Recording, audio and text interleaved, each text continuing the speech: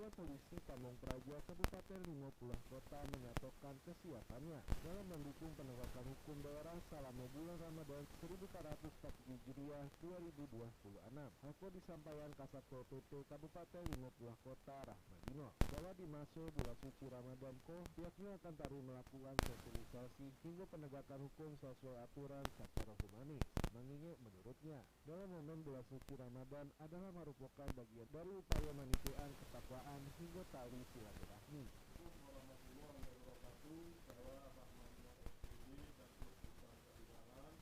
Bersama Satuan Polisi Pamong Praja Kabupaten Lima Kota mengucapkan selamat menunaikan ibadah puasa di bulan Ramadan 1447 Hijriah 2026 Masehi.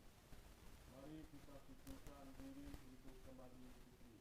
Mohon maaf lahir dan batin. Rahmadino bersama jajaran Satpol PP Kabupaten Lima Pulau Kota berharap agar masyarakat tetap menjaga keamanan dan ketertiban umum dan hidup selama masa bulan suci Ramadan 1440 Hijriah 2026. Awal Mafauza melaporkan. Kepolisian Resor Kota Padang menyiagakan personel untuk menjaga keamanan dan ketertiban selama Ramadan 1440 Hijriah di kota setempat. Kepala Kepolisian Resor Kota Padang, Kombes Pol Apri Wibowo, menyiagakan personel Basarato jajaran untuk mengantisipasi berbagai tindak negatif yang dapat mengganggu rasa aman juga ketertiban masyarakat. Kombes Pol Apri Wibowo menegaskan Polresta Padang bertekad untuk menjaga keamanan serta ketertiban masyarakat agar polisi bulan suci Ramadan tidak tercoreng oleh tindakan negatif. Sebanyak 63 penyintas bencana banjir bandang di Kota Padang Panjang menerima bantuan jaminan hidup atau JADUP dari tim Kementerian Sosial Republik Indonesia. Berikut laporan Nosri. Sebanyak 93 penyintas bencana banjir bandang menerima bantuan jaminan hidup atau JADUP dari Kementerian Sosial Republik Indonesia. Bantuan tersebut diterima secara simbolis oleh Wakil Wali Kota Padang Panjang Ali Putra dari Dinas Sosial Adi Madia Direktorat Perlindungan Sosial Korban Bencana Kementerian RI di Pemda di Aula Sosial BPKB P3A Baru-Baruko. Wakil Wali Kota Padang Panjang Ali Putra menyatakan berdasarkan surat keputusan Wali Kota Padang Panjang tanggal 6 penerima JADUP tercatat sebanyak 11 keluarga atau 105 jiwa. Namun sesuai pembaruan data dari Badan Pusat Statistik, penyaluran tahap diberikan kepada 2 PKK total 90 jiwa.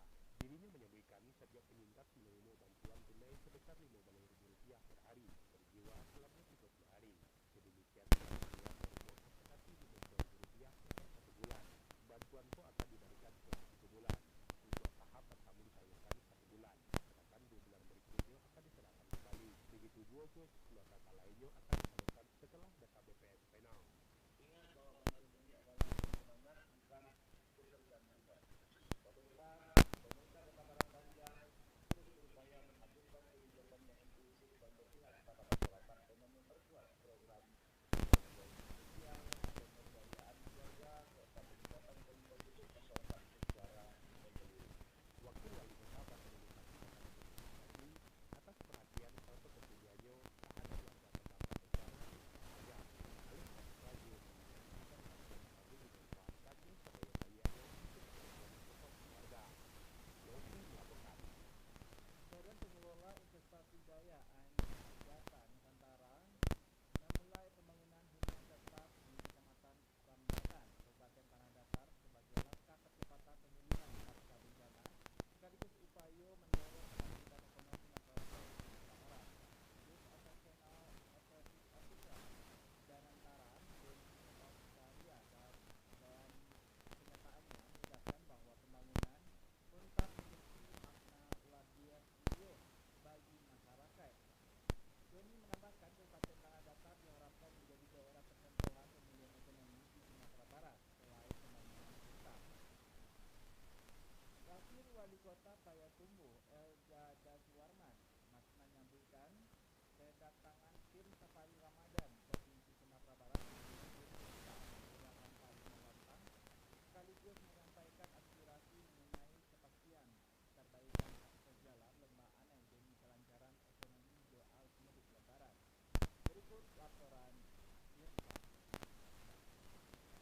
Kota Payakumbuh Elza Baswarman menyambut kedatangan tim Safari Ramadan Provinsi Sumatera Barat di Masjid Usta, Kelurahan Antang. Pertemuan itu menjadi ajang koordinasi antara pemerintah daerah di provinsi di tengah menuntun bulan suci Ramadan. Dalam sambutannya, Elza Baswarman mengungkapkan bahwa kunjungan itu merupakan hal yang positif bagi masyarakat dan tujuan untuk menyampaikan informasi terkini terutama terkait situasi keamanan di ketertiban masyarakat di provinsi.